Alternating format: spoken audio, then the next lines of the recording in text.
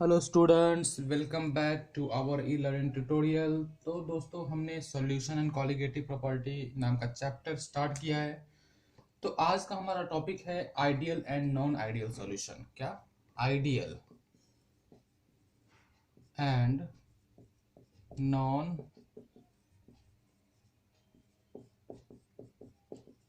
Solutions. ठीक है, ideal and non ideal solution. तो दोस्तों, पहली बात, आइडियल एंड नॉन आइडियल क्या होता है ये हम समझ लेते हैं। आइडियल सॉल्यूशन मतलब वो सॉल्यूशन जो सॉल्यूशन के हर एक लॉ को फॉलो करता है। कौन से लॉ? तो जैसे राउल्स लॉ हो गया। ठीक है, तो राउल्स लॉ को और बाकी जितने भी सॉल्यूशन के लॉ हैं उसको जो फॉलो करता है उसे हम लोग बोलते हैं आइडियल सॉल्यूशन। लेकिन जो सॉल्यूशन आपका जो लॉ होंगे, जैसे राउल्स लॉ हो गया, इसको अगर फॉलो नहीं करता है देन हम उसे क्या बोलेंगे? Non ideal solution. मतलब जो सॉल्यूशन सॉल्यूशन के लॉ लॉ को फॉलो कर रहे हैं उसे आइडियल, जो नहीं कर रहे हैं उसे नॉन आइडियल। ठीक है, तो अभी मैं क्या करता हूँ, आपको बताता हूँ कि आइडियल और नॉन आइडियल को हम कैसे डिफ्रेंशिएट कर सकते हैं। ठीक है, तो मान के चलिए मैंने यहाँ पे आइडियल, नॉन आइडियल सॉल्यूशन लिखा है। ओके, अब आइडियल सॉल्यूशन में क्या होता है? ठीक है, आइडियल सॉल्यूशन में क्या होता है पहले। ओके, जैसे मान के चलो ये आपके पास एक कोई कंटेनर है। ठीक है, जिसमें ए का मॉलिक्यूल है। ठीक है, दूसरा कंटेनर आपके पास है जिसमें बी का मॉलिक्यूल है। ये दूसरा है जिसमें बी का मॉलिक्यूल है पूरा। और इन तीनों को मिक्स करके हमने क्या किया, एक तीसरा कंटेनर बनाया जो कि आपका सॉल्यूशन है, जिसमें ए बी दोनों का मॉलिक्यूल है। ओके, ये बी है आपका,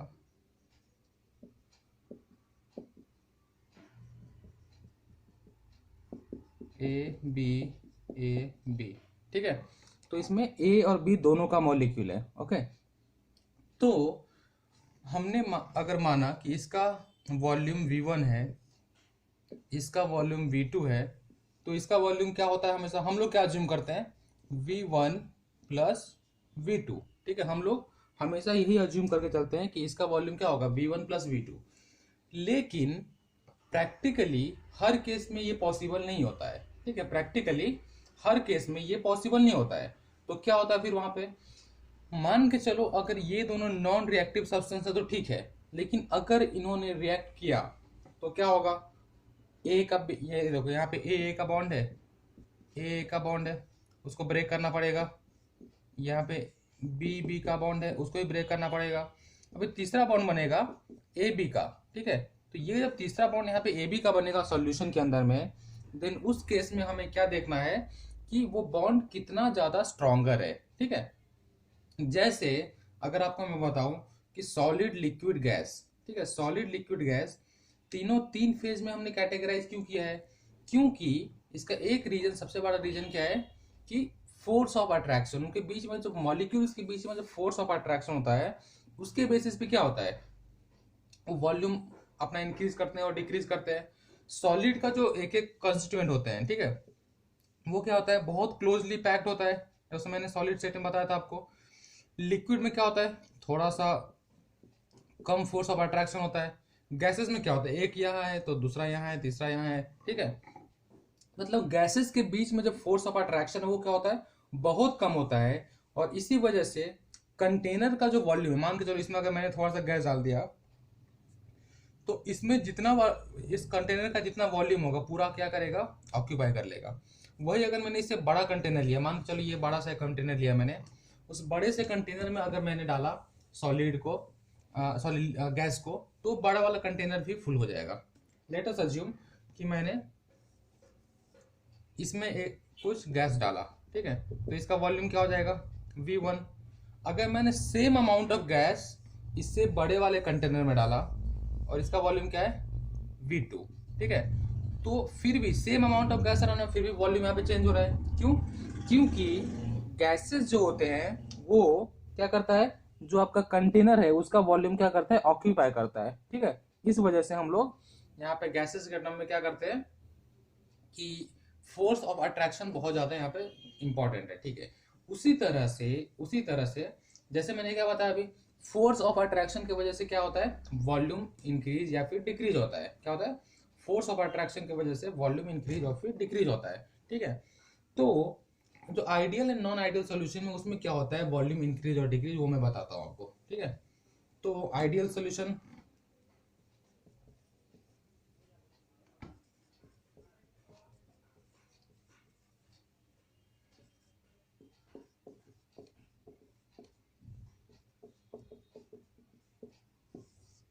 ठीक है, आइडियल सोल्यूशन हो गया, दूसरा आपका नॉन आइडियल सोल्यूशन हो गया। ठीक है, अभी जैसे मैंने बताया आपको, एक मैंने ए लिया, दूसरा बी लिया, तीसरा मुझे क्या मिल गया, ए बी मिल गया।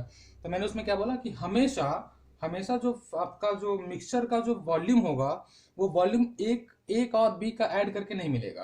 कभी कभी उससे ज्यादा हो सकता है, कभी कभी उससे कम हो सकता है। तो आइडियल सोल्यूशन अगर मैं बोलूँ तो सबसे पहला इसका पॉइंट आता है, इट फॉलोज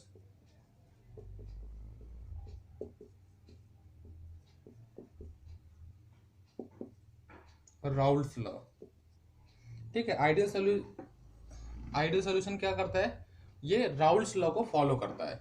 अब राउल्स लॉ क्या है, सबसे पहली बात, राउल्स लॉ जैसे मैंने आपको बताया था कि मान के चलो आपके पास एक सॉल्यूशन है, इस सॉल्यूशन में ए भी मॉलिक्यूल है और बी का भी मॉलिक्यूल है। ठीक है, ए और बी दोनों का मॉलिक्यूल है। ओके, तो इसका वेपर प्रेशर क्या होगा, तो इसका वेपर प्रेशर हमने कैलकुलेट किया था, P naught A zeta A plus P naught B zeta B.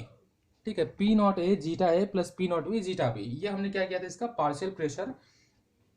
Okay, जो वेपर प्रेशर था वो मैंने यहाँ पे कैलकुलेट किया था, दोनों मिक्सर, मतलब जो मिक्सचर है आपके पास इसका। ठीक है, ओके, लेकिन दोस्तों ऐसे पार्शियल प्रेशर को मेजर करने के लिए एक डिवाइस होता है जिसको हम लोग बोलते हैं मैनोमीटर। क्या बोलते हैं, MAN। ओके, तो ये मैनोमीटर के हेल्प से अगर हमने प्रेशर को मेजर किया तो हमें क्या मिलता है, एग्जैक्ट प्रेशर मिलता है। मतलब एक्सपेरिमेंटल वैल्यू है ये। क्या होता है, ये एक्सपेरिमेंटल वैल्यू होता है कि एक्सपेरिमेंट करके आपको यहाँ पे क्या मिलता है, मैनोमीटर के हेल्प से प्रेशर मिलता है। तो वेपर प्रेशर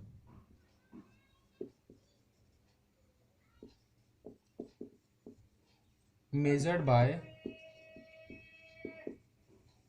मैनोमीटर। ठीक है, तो अगर आपने वेपर प्रेशर को मैनोमीटर से मेजर किया और वो दोनों अगर इक्वल आते हैं, मतलब एक आपने क्या किया, फॉर्मूला से मेजर किया, दूसरा क्या किया, मैनोमीटर से मेजर किया, मतलब ये एक्सपेरिमेंटल वैल्यू है और ये कैलकुलेटेड वैल्यू है। तो एक्सपेरिमेंटल वैल्यू और कैलकुलेटेड वैल्यू अगर दोनों इक्वल आता है, then we will say that the given solution follows Raoult's law. ठीक है, तो क्या बोलेंगे, given solution follows Raoult's law, क्योंकि यहां से भी हमें क्या मिलता है, वेपर प्रेशर ही मिलता है, यहां से भी हमें क्या मिल रहा है, वेपर प्रेशर मिल रहा है।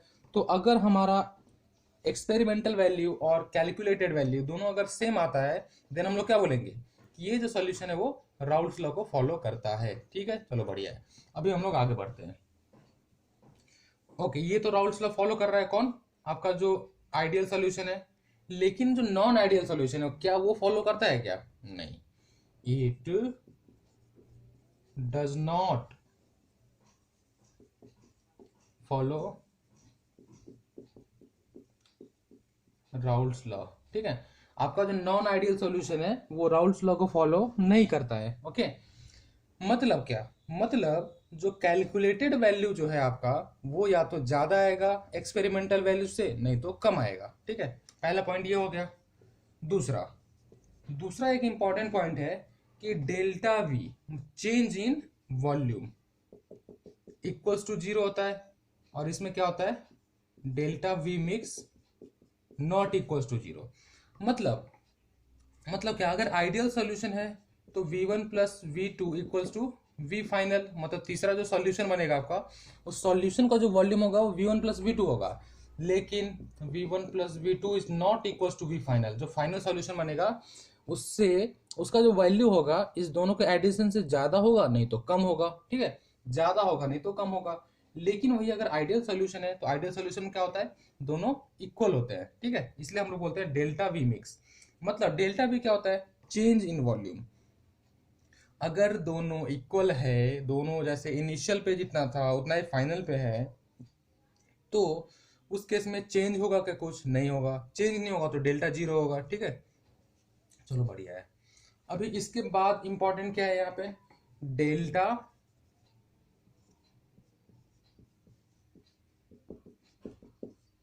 एच। ठीक है, डेल्टा एच। डेल्टा एच क्या होता है दोस्तों? It's called change in enthalpy. क्या? Enthalpy, heat. ठीक है, ये चेंज इन एंथैल्पी। तो अगर आपका सॉल्यूशन आइडियल सॉल्यूशन है, देन उस केस में चेंज इन एंथैल्पी कितना होता है? जीरो होता है। लेकिन वही अगर आपका सॉल्यूशन नॉन आइडियल सॉल्यूशन है, ठीक है, तो उस केस में चेंज इन एंथैल्पी क्या होगा? जीरो नहीं होगा। ठीक है, वो जीरो से ज्यादा होगा, नहीं तो जीरो से कम होगा। वो पॉजिटिव होगा, नहीं तो निगेटिव होगा, लेकिन वो जीरो नहीं होगा। ठीक है, ये 3 पॉइंट हमने देखा। ओके, चलो बढ़िया है। चौथा एक इंपॉर्टेंट पॉइंट होता है यहाँ पे, फोर्स ऑफ अट्रैक्शन। ठीक है,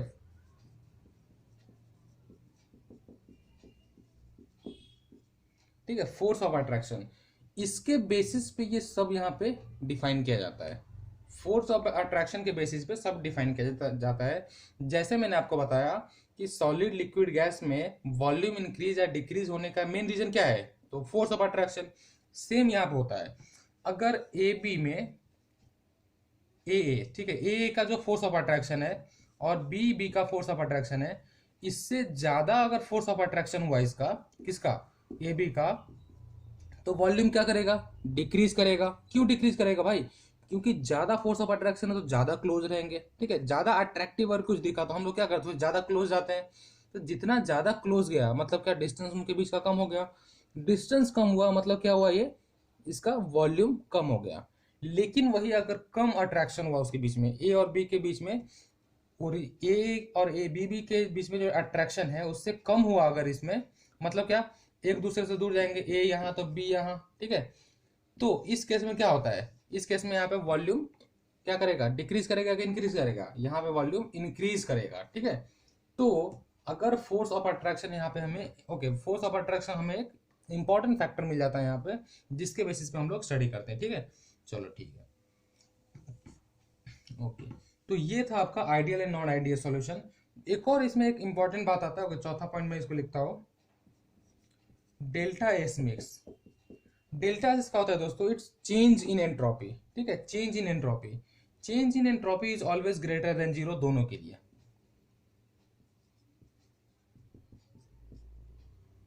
चेंज इन एंट्रोपी क्या होता है?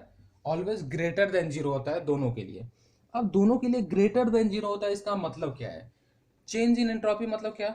It's called randomness. क्या बोलते हैं हम इसको? रैंडमनेस। कि कितना रैंडम वे से ये चल रहा है। मतलब बहुत, जितना ज्यादा रैंडम उतना रैंडम, मतलब क्या?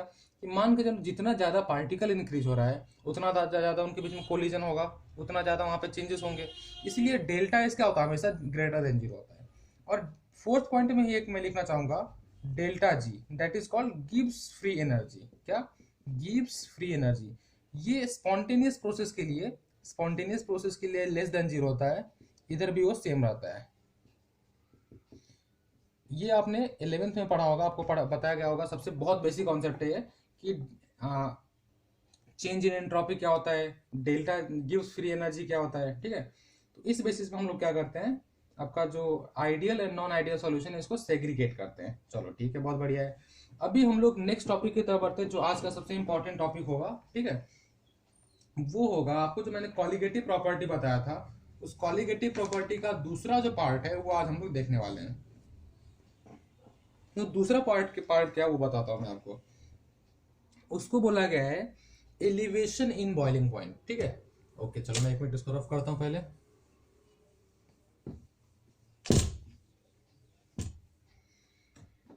ओके, सबसे पहली बात, मैं दूसरा पॉइंट अगर बोल रहा हूं तो पहला भी पॉइंट हमने कहीं तो भी देखा होगा। तो पहला पॉइंट हमने कहा देखा था? जब हमने relative lowering in vapour pressure पढ़ा था। क्या पढ़ा था? Relative lowering in vapour pressure. ठीक है, तो relative lowering in vapour pressure क्या था हमारा? First colligative property. और आज हम लोग सेकेंड कॉलिगेटिव प्रॉपर्टी देखने वाले हैं, वो है एलिवेशन ऑफ बॉइलिंग पॉइंट। क्या? एलिवेशन मतलब increase, increase in boiling point. ठीक है, ओके। ये क्या है, सब कॉलिगेटिव प्रॉपर्टी है। लेकिन दोस्तों मैंने कॉलिगेटिव प्रॉपर्टी का आपको जब डेफिनेशन बताया था तो वो क्या बताया था, आपको याद होगा, क्या था वो, बोलो। वो था colligative property depends on number of solute particle. क्या, colligative property depends on number of solute particles but does not depend on solute particles. ठीक है, नेचर ऑफ सॉल्यूट पार्टिकल क्या करता है ये, कॉलिगेटिव प्रॉपर्टी एक ऐसा प्रॉपर्टी है जो कि नंबर ऑफ सॉल्यूट पार्टिकल्स के ऊपर डिपेंड करता है, सॉल्यूट के कितने मोल्स है, ठीक है, सॉल्यूट का कितना पार्ट है उस सॉल्यूशन में, उसके ऊपर डिपेंड करता है, ना कि सॉल्यूट के नेचर के ऊपर डिपेंड करता है। सॉल्यूट का नेचर मतलब क्या बोलेंगे, सॉल्यूट का नेचर मतलब जैसे उनके बीच का फोर्स का अट्रैक्शन हो गया, और वो जितने भी ऐसे इस टाइप के जो टर्म्स होते हैं उसे हम लोग क्या बोलते हैं, उसके नेचर। ठीक है, लेकिन हमारा जो कॉलिगेटिव प्रॉपर्टीज होते हैं वो किसके ऊपर डिपेंड करता है, बस it depends only on number of solute particles की कितना मोल है। हाँ, एक सॉल्यूशन आपने लिया, उसमें यूरिया लिया, ग्लूकोज लिया, आपका जो नॉन ये आपका जो भी कुछ दूसरा सॉल्यूट होगा, ठीक है, नॉन वॉलेटाइल सॉल्यूट, वो नॉन वॉलेटाइल सॉल्यूट आप यूरिया लो या फिर ग्लूकोज लो, ठीक है, उसके ऊपर डिपेंड नहीं करेगा। लेकिन आपने कितना यूरिया लिया, कितना ग्लूकोज लिया, इसके ऊपर क्या करता है, ये डिपेंड करता है। क्या डिपेंड करता है, तो आपका colligative property number of solute particle के ऊपर डिपेंड करता है। तो पहला कॉलिगेटिव प्रॉपर्टी क्या था,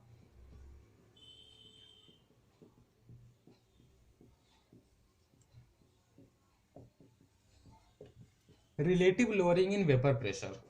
ठीक है, दूसरा क्या था,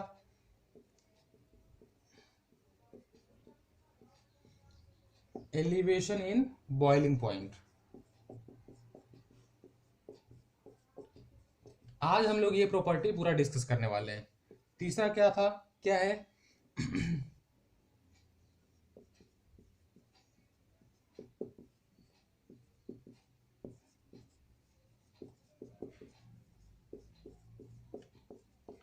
तीसरा है डिप्रेशन इन फ्रीजिंग पॉइंट। ठीक है, और चौथा एक इंपॉर्टेंट है, बहुत ज्यादा इंपॉर्टेंट, इसे हम लोग बोलते हैं ऑस्मोटिक प्रेशर। ये पहला हमने देख लिया है, दूसरा हम लोग आज स्टडी करने वाले हैं। ठीक है, इसके बाद आपका चैप्टर ऑलमोस्ट कंप्लीट हो जाएगा। तो दूसरा टॉपिक क्या है, एलिवेशन इन बॉइलिंग पॉइंट। ठीक है, चलो अब मैं बताता हूँ आपको एलिवेशन इन बॉइलिंग पॉइंट क्या होता है, उसको कैसे डिस्कस करना चाहिए हमें। ठीक है, तो एलिवेशन इन बॉइलिंग पॉइंट मैं स्टार्ट करता हूँ अभी। ओके, फिर मैं पूरा रफ कर देता हूँ पहले।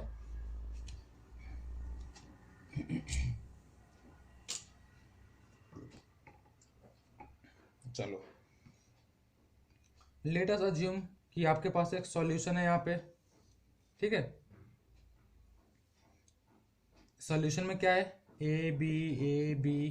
ठीक है, ए बी ए बी। ठीक है, सॉल्यूशन है आपके पास। सॉल्यूशन में जो बी है, बी क्या आपका, बी आपका नॉन वॉलेटाइल,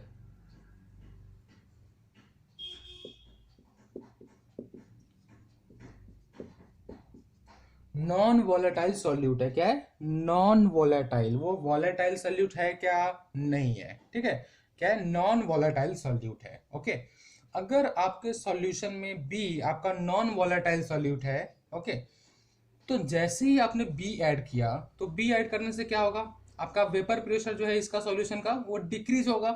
ठीक है, वेपर प्रेशर डिक्रीज होगा, क्यों, क्योंकि नॉन वॉलेटाइल सॉल्यूट के वजह से वेपर प्रेशर डिक्रीज होता है। Non volatile solute does not contribute in formation of vapour. ठीक है, it does not contribute in evaporation. ठीक है, इस वजह से नॉन वॉलेटाइल सॉल्यूट जैसे ही आपने ऐड किया, वहां पे वॉल्यूम इंक्रीज हो रहा है, लेकिन नंबर ऑफ सॉल्यूट भी इंक्रीज हो रहा है, लेकिन उसके वजह से वेपर प्रेशर नहीं बन पा रहा है। ठीक है, इसलिए हम लोग बोलेंगे कि जब प्योर ए था तब उसका प्रेशर क्या था, पी नॉट ए, लेकिन जब हमने बी ऐड किया तो उसका प्रेशर क्या हो गया, उसका वेपर प्रेशर हो गया पी नॉट नहीं रहा, वो कुछ पी ए हो गया। मतलब क्या, वो वेपर प्रेशर उसका क्या होता है, डिक्रीज हो गया। ठीक है, क्या हुआ, वेपर प्रेशर डिक्रीज हुआ। लेकिन इस वेपर प्रेशर को ऐसा मेंटेन करने के लिए, ठीक है, पी नॉट ए मेंटेन करने के लिए मुझे हीट ज़्यादा इंक्रीज करना पड़ेगा, मुझे और ज़्यादा तेजी से उसे गर्म करना पड़ेगा। तो अगर मैंने जितना ज़्यादा हीट किया उसे, ठीक है, तो मेरा क्या होगा, टेम्परेचर इंक्रीज होने वाला है, टेम्परेचर इंक्रीज होगा, ठीक है। ओके, इतना आपको समझ में आ गया कि मुझे वेपर प्रेशर अगर सेम रखना है, ठीक है, वेपर प्रेशर यहाँ पे डिक्रीज हो रहा है, लेकिन अगर मुझे सेम रखना है तो मुझे उसको क्या करना पड़ेगा, हीट देना पड़ेगा, ठीक है। तो मैं एक ग्राफ बनाता हूं, ठीक है, चलो।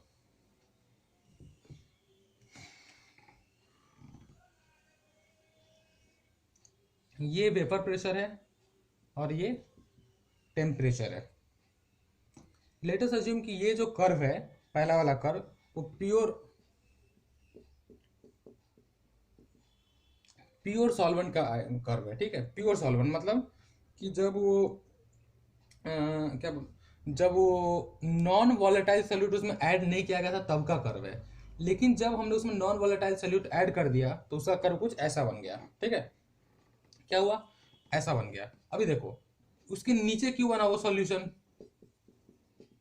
सॉल्यूशन का कर्व नीचे क्यों बनाया हमने, सॉल्यूशन का कर्व नीचे इसलिए बनाया कि उसका वेपर प्रेशर क्या हुआ, डिक्रीज हो रहा है।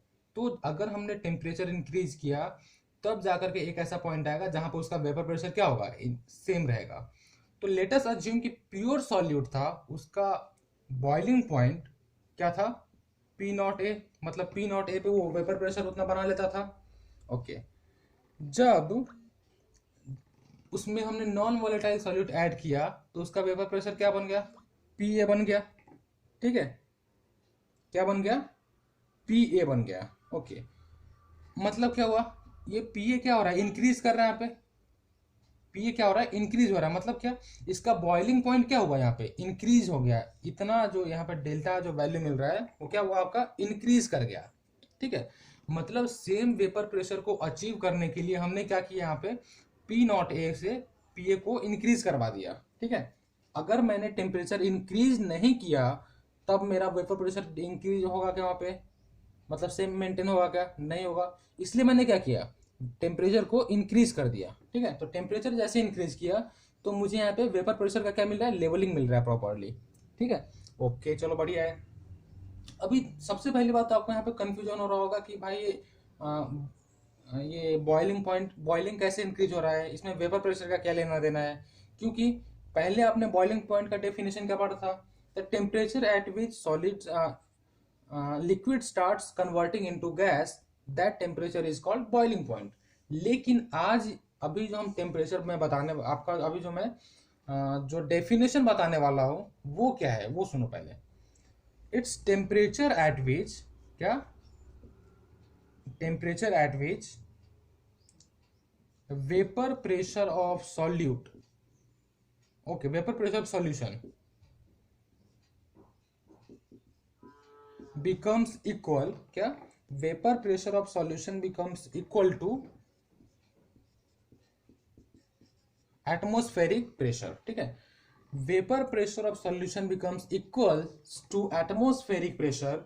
उस टेम्परेचर को हम लोग क्या बोलेंगे, उसको हम लोग बोलेंगे बॉइलिंग पॉइंट। क्यों, अभी देखो ये आपके पास एक वेसल है, ठीक है, इस वेसल में कुछ लिक्विड है, उस लिक्विड को गैस में बनना है, इसको इवेपोरेट होना है, ठीक है। ये लिक्विड इवेपोरेट क्यों नहीं हो रहा था, क्योंकि उसके ऊपर एक एटमॉस्फेरिक प्रेशर का लेयर था, ठीक है, जो इसको ऊपर नहीं जाने देता था। लेकिन जैसे ही मैंने इसको क्या किया, हीट दिया, ठीक है, जैसे मैंने इसको क्या किया, हीट दिया, तो हीट देने के बाद क्या होगा, जैसे ही मैं इसमें हीट दूंगा तो इसका प्रेशर क्या होगा, वेपर प्रेशर इंक्रीज करेगा और वो एटमॉस्फेरिक प्रेशर को कट करके और फिर वो बाहर निकल जाएगा। तो मतलब मैं क्या बोला उसको, वो इवापोरेट हो जाएगा, मतलब क्या, वो बॉयल होना स्टार्ट हो जाएगा, ठीक है। तो बॉयल होना कब स्टार्ट होगा, जब इस वेपर प्रेशर एटमॉस्फेरिक प्रेशर के इक्वल आ जाए, उस टेम्परेचर को हम लोग क्या बोलेंगे, बॉइलिंग पॉइंट। उस इंस्टेंट से वो बॉयल होना चालू कर देगा, ठीक है। तो हम लोग इसे क्या बोलते हैं, बॉइलिंग पॉइंट, ठीक है। मैंने बॉइलिंग पॉइंट बता दिया अभी आपको। चलो, इसीलिए मैं क्या बोलता हूं कि जब ये वेपर प्रेशर क्या है, ये कौन सा वेपर प्रेशर है, ये जब एटमॉस्फेरिक प्रेशर के इक्वल में जब आएगा तब वो इंस्टेंट है ये वेपर प्रेशर, ठीक है। इसको मैं क्या लिखता हूँ, ATM, मतलब एटमॉस्फेयर, ठीक है, एटमॉस्फेरिक। तो उस प्रेशर को अचीव करने के लिए हमें पहले कितना लग रिक्वायर्ड था, पी नॉट ए, ओके। पी से बेटर मैं इसको टी लिखता हूँ, उस प्रेशर नहीं, इसको टेम्परेचर लिख देता हूँ और ज़्यादा बेटर समझेगा। टी नॉट ए मुझे रिक्वायर्ड था। बाद में मुझे क्या मिला, टी ए मिल गया। मतलब टी को मुझे इंक्रीज करना पड़ा, मुझे टेम्परेचर को इंक्रीज करना पड़ा। क्यों? मुझे ये एटमॉस्फेरिक प्रेशर को अचीव करने के लिए। ठीक है, तो यहां से मुझे क्या मिला, यहां से ये डेल्टा टी है। डेल्टा टी क्या है? वह है T A minus T not a. क्या है delta T? T A minus T not a. ठीक है, अभी आप क्या करो, इस ग्राफ को नोट कर लो, क्योंकि ये बहुत इंपॉर्टेंट ग्राफ है एलिवेशन इन बॉइलिंग पॉइंट के रिस्पेक्ट में। ठीक है, तो अगर आपने अब ग्राफ को नोट कर लिया होगा, ठीक है, तो मैं एक चीज बताता हूं यहाँ पे कि ओके, डेल्टा टी बी लेता हूं। क्यों? क्योंकि बॉइलिंग टेम्परेचर है क्या। तो डेल्टा टी बी जो होता है, it is directly proportional to molality. क्या? मोलैलिटी। मोलैलिटी क्या होता है? तो molality is number of moles of solute upon mass of solvent. ठीक है, मोलैलिटी क्या होता है? Number of moles of solute upon mass of solvent. ठीक है, तो यहाँ पे जो अपना डेल्टा टीबी है, अपना चेंज इन बॉइलिंग पॉइंट है, वो क्या हो रहा है? ये डायरेक्टली प्रोपोर्शनल है किससे? Moles of solvent. मोल्स क्या है? मतलब it's number of solute particle. ठीक है, ये नंबर ऑफ सॉल्यूट पार्टिकल से क्या डायरेक्टली प्रोपोर्शनल है। Therefore we will say that delta TB क्या है? Elevation in boiling point. ये क्या हो रहा है? ये बॉइलिंग पॉइंट इंक्रीज हुआ है। कितना इंक्रीज हुआ है? कितना एलिवेट हुआ है? तो वो हुआ है डेल्टा टीबी। तो delta TB is directly proportional to moles of solute. Therefore we will say that this delta TB is a colligative property. क्या होता है ये कॉलीगेटिव प्रॉपर्टी होगा। ठीक है, ओके, चलो बहुत बढ़िया है भाई। अभी मैं क्या करता हूं, प्रोपोर्शनलिटी साइन हटाने के लिए एक कांस्टेंट यहाँ पे इंट्रोड्यूस करता हूँ आपके सामने। एक कांस्टेंट क्या रहेगा? वो कांस्टेंट मैं बोल देता हूँ आपको। ये मैं इसको के बी दे देता हूँ। क्यों? क्योंकि बॉइलिंग पॉइंट का स्टडी करने, इसलिए मैं बी दे दिया नीचे, के बी इंटू एम। इस कांस्टेंट को बोला जाता है इब्यूलोस्कोपिक कांस्टेंट। क्या? E B U L L I O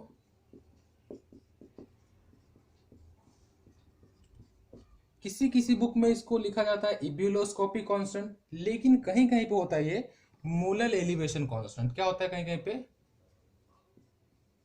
molal elevation constant. क्या होता है? Molal elevation constant. ठीक है भाई, बहुत बढ़िया, ये तो समझ में आ गया आपको। ये केबी क्या है? केबी क्या है? एक कांस्टेंट है जिसका नाम है इब्यूलोस्कोपिक कांस्टेंट या फिर मोलल एलिवेशन कांस्टेंट। दोस्तों, मैक्स ऑफ द केसेस में बहुत ज्यादा ऐसे केसेस होते हैं जिसमें क्या होता है, ये इब्यूलोस्कोपिक कांस्टेंट या फिर मोलल एलिवेशन कांस्टेंट है, वो गिवन होता है। ठीक है, इसका यूनिट क्या होता है? ये सीईटी में और नीट में डायरेक्ट पूछा गया क्वेश्चन है। यूनिट क्या होता है? यूनिट ऑफ केबी क्या होता है? तो ये देखो, ये हीट है, मतलब क्या? केल्विन। अगर मैं केल्विन को मोलैलिटी से डिवाइड करूं तो केल्विन केजी पर मोल। ठीक है, तो इसका यूनिट क्या हो जाएगा? केल्विन केजी पर मोल। ओके, चलो बहुत बढ़िया। यहाँ पे आपने क्या देखा कि केल्विन केजी पर मोल क्या हो रहा है आपका? केबी का, जो कि आपका इब्यूलोस्कोपिक कांस्टेंट है, उसका यूनिट हो गया। ओके, अभी अगर किसी ने आपको बोला कि केबी को डिफाइन करो, किसको डिफाइन करो? केबी को। केबी क्या होता है उसको डिफाइन कर। तो केबी को डिफाइन कैसे करोगे? तो पहले आप इसको लिख लो। ठीक है, लिख ले। अगर आपने लिख लिया होगा तो मैं बताता हूँ केबी को कैसे डिफाइन करना है। ठीक है, ओके, चलो ठीक है।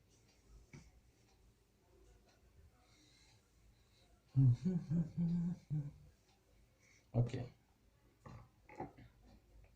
इसको हम लोग बोलेंगे मोलल एलिवेशन कांस्टेंट। के भी मतलब क्या? मोलल एलिवेशन कांस्टेंट, जो मैंने आपको अभी नाम बताया था।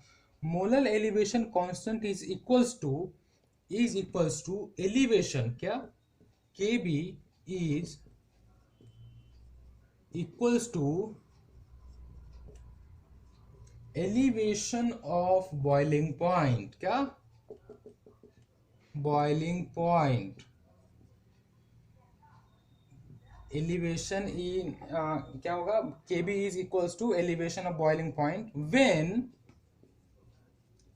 1 mole, when 1 mole of non volatile क्या solute is added, और is added से बेटर is dissolved, क्या dissolved in 1 kg सॉल्वेंट। अगर आपके पास 1 kg सॉल्वेंट है, उस 1 kg सॉल्वेंट में अगर आपने 1 मोल नॉन वोलेटाइल सॉल्यूट ऐड कर दिया, देन उसके वजह से जब बॉइलिंग पॉइंट इंक्रीज होगा उसे हम लोग बोलेंगे मोलर एलिवेशन कांस्टेंट। ठीक है, केबी का डेफिनेशन है ये। क्या है केबी का डेफिनेशन? तो केबी क्या होता है? Molar elevation constant. तो molar elevation constant is equal, किसके इक्वल है? ये देखो, delta TB is equals to KB times N solute upon number of solute upon क्या था? Weight of solvent. क्या? Number of solute upon weight of solvent. ठीक है, तो केबी क्या है? It's increase in it's elevation in boiling point, elevation of boiling point when 1 mole of solute is dissolved in 1 kg of solvent. ठीक है, 1 mole of solute को आपने dissolve किया कि इसमें 1 kg ऑफ सॉल्वेंट में। इसके लिए जो टेम्परेचर इंक्रीज हो रहा है उसे हम लोग क्या बोलेंगे? इसे हम लोग बोलेंगे मोलर एलिवेशन कांस्टेंट। ठीक है, चलो ठीक है, बहुत बढ़िया। अभी मैं क्या करता हूँ, एक क्वेश्चन देता हूँ आपको, क्वेश्चन आप सॉल्व कर लो। ठीक है, तो आपको इस चैप्टर का, इस कॉन्सेप्ट का पूरा आपका डेप्थ नॉलेज मिल जाएगा आपको। ठीक है, मैं क्वेश्चन बोलता हूँ आपको। चलो, इसके ऊपर पहला, और अभी ये हमारा आज का लास्ट क्वेश्चन होगा। ठीक है, मतलब लास्ट, ये इस टॉपिक के बारे में हम क्वेश्चन कर लेते हैं। बहुत बेसिक सा क्वेश्चन है और जनरली इसी टाइप का क्वेश्चन पूछा जाता है कभी भी। 6 gram of urea and 6 gram of urea and 9 gram of glucose, 6 gram of urea and 9 gram of glucose are dissolved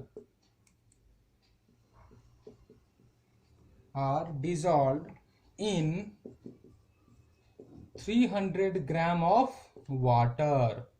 300 gram of 300 gram water में 6 ग्राम यूरिया और 9 ग्राम ग्लूकोज डिसॉल्व किया गया है। Then find the boiling point of solution. Solution का क्या करना है आपको? बॉइलिंग पॉइंट फाइंड करना है। तो सबसे पहले ओके, सॉल्यूशन का बॉइलिंग पॉइंट फाइंड करना है। बॉइलिंग पॉइंट मतलब क्या? हमें यहाँ पे चेंज, ये डेल्टा टीबी से कुछ तो भी रिलेशन लगाना पड़ेगा, डेल्टा टीबी। ओके, इससे पहले यहाँ पे गिवन क्या है? गिवन है boiling point of water. Boiling point of water कितना होता है? 100 डिग्री सेल्सियस। ठीक है, 100 डिग्री सेल्सियस मिल गया हमें। ओके, और क्या गिवन है? और एक चीज गिवन है, केबी फॉर वाटर। वाटर के लिए केबी कितना होता है? वो होता है 0.52। क्या होता है? 0.52। ये हमारे पास क्या है? यहाँ पे गिवन डेटा है। ठीक है, इसके वजह से हमें फाइंड क्या करना है कि जो टीबी जो था, क्या टीबी मतलब चेंज इन बॉइलिंग पॉइंट जो हुआ था, वो हमें यहाँ पे ओके।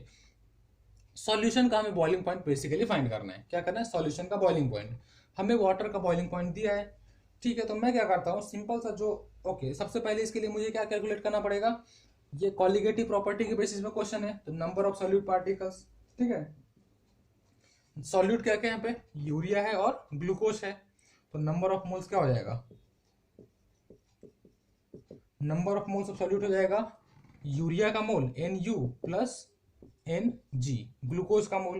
ठीक है, तो यूरिया का मोल कितना हो जाएगा? 6/60। 60 क्या है? यूरिया का मॉलिक्यूलर वेट है, प्लस 9 ग्लूकोज का मॉलिक्यूलर वेट होता है 180। तो ये हमें यहाँ से मिलता है 0.1 plus 0.05 which is equal to 0.15। ठीक है, वहां से हमें क्या मिला? 0.15 मोल्स। ठीक है, अभी डेल्टा टीबी का फॉर्मूला क्या होता है? Delta TB equals to KB into molality, ठीक है, delta T B equals to K B into molality. आप इसको क्वेश्चंस को पहले लिख लो, सो दैट मैं ऊपर रफ करूंगा तो आपके पास क्वेश्चन फिर भी रहेगा, ठीक है। ओके चलो बहुत बढ़िया। अभी डेल्टा टी बी है हमारे पास, ठीक है, कोई बात नहीं। के बी का वैल्यू कितना दिया है 0.52 इंटू मोलैरिटी कितना मिले, मोलैलिटी कितना है हमारे पास, तो मोलैलिटी होता है number of moles of solute, मतलब 0.15 upon weight of solvent. Wait of solvent कितना दिया है 300 ग्राम अपॉन 300, लेकिन वेट ऑफ सॉल्वेंट किस में होता है, वो केजी में होता है, यहाँ पे ग्राम में दिया है, देयरफॉर हम लोग क्या करेंगे 1000 से डिवाइड कर देंगे, तो ये 2 जीरो कैंसिल। तो यहाँ से हमें क्या मिला, यहाँ से हमें ये मिलता है 0.52, क्या 0.52 इंटू 1.5, ठीक है, 0.52 इंटू 1.5। ओके, तो अभी मैं क्या करता हूं,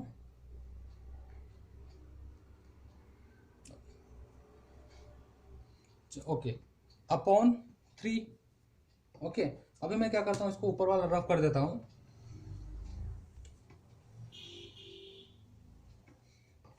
चलो, ये क्या हो जाएगा फिर आपका delta T B is equals to, delta T B किसके इक्वल हो जाएगा, तो ये हो जाएगा आपका 0.26। इसको अगर आप सॉल्व करते हो तो आएगा 0.26, ठीक है। अभी डेल्टा टी बी क्या होता है, तो डेल्टा टी बी होता है आपका T naught B plus T B, ठीक है। तो टी नॉट बी क्या है, तो टी नॉट बी आपका वाटर का बॉइलिंग पॉइंट वो कितना दिया है, तो 100 degree Celsius, plus T B क्या करना है आपको, फाइंड करना है T B. Okay, T naught B ये होता है आपका डेल्टा टी बी होता है आपका T B minus T naught B. तो यहां से टी बी क्या मिल जाएगा, T B equals to T naught B plus delta T B. T naught B क्या था 100 degree, plus delta T B कितना मिला अभी 0.26। तो फाइनल आपको उस सॉल्यूशन का जो बॉइलिंग पॉइंट है वो क्या मिला, वो मिल गया आपको 100.26 डिग्री सेल्सियस, ठीक है। तो हमें यहाँ से क्या मिला, उस सॉल्यूशन का बॉइलिंग पॉइंट यहाँ से हमें मिल गया, ठीक है। तो दोस्तों आज हमने क्या देखा, एलिवेशन ऑफ बॉइलिंग पॉइंट। क्या देखा हमने, एलिवेशन ऑफ बॉइलिंग पॉइंट। तो आज हम लोग यहीं पे लेक्चर को क्लोज करते हैं, ठीक है। तो अब फिर से हम लोग नेक्स्ट लेक्चर में मिलेंगे नेक्स्ट टॉपिक के साथ, तब तक के लिए शुक्रिया दोस्तों।